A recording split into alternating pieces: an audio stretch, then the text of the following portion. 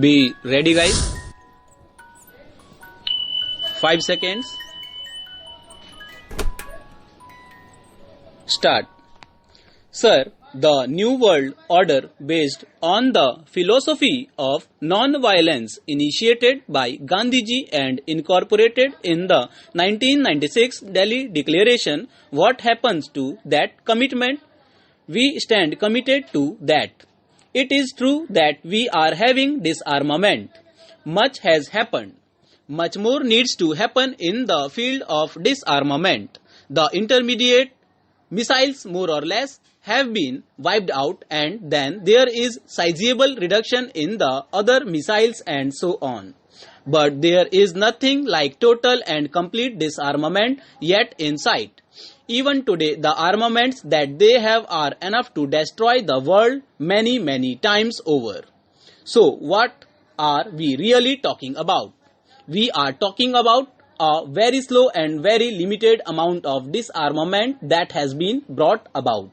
But what India stands for is total, complete disarmament, and not only disarmament in the sense of not having nuclear arms, but a world which is free from nuclear weapons, and also it is non-violent. If you completely destroy nuclear weapons today, but after 10 years if another kind of weapon which may not be called nuclear but which may be something much more destructive than a nuclear weapon suddenly emerges from somewhere, from some power, then you have not really contributed to that world of non-violence which you talked about in 1996. Therefore, it is not merely the negative aspect of doing away with nuclear weapons, but positively creating a non-violent world to which President Gorbachev and Rajiv Gandhi committed their countries to in 1996. That commitment, Mr. Speaker, sir, remains, and that commitment India will complete. So it is not as if India is left without a role. Now we have been again baffled by what happened in the Soviet Union.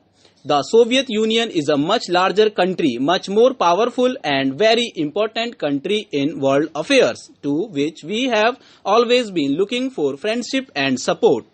Apart from what happens to the future of the Soviet Union, about which I am not as pessimistic as some people are, I would like to say that in respect of our relations with the Soviet Union, about which some people might think that these relations may get shattered, our economic cooperation might be in doldrums, I believe this is only a passing phase.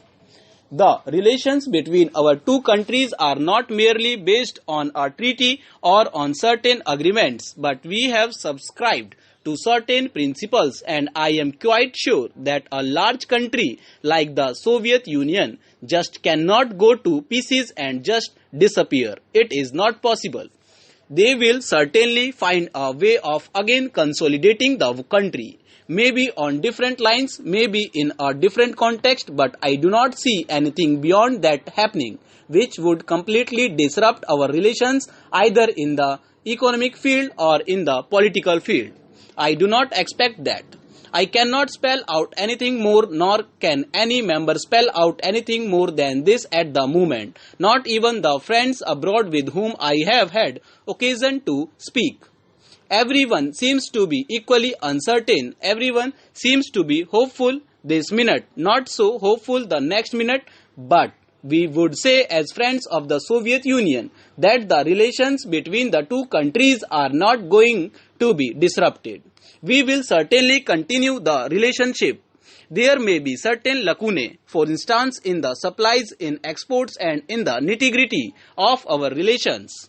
These are important. We cannot minimize the importance of these things.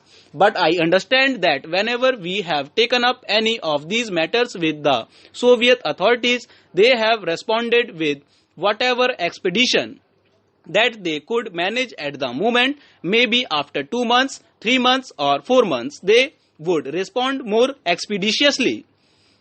There had never been a cold shouldering on whatever we have taken to them.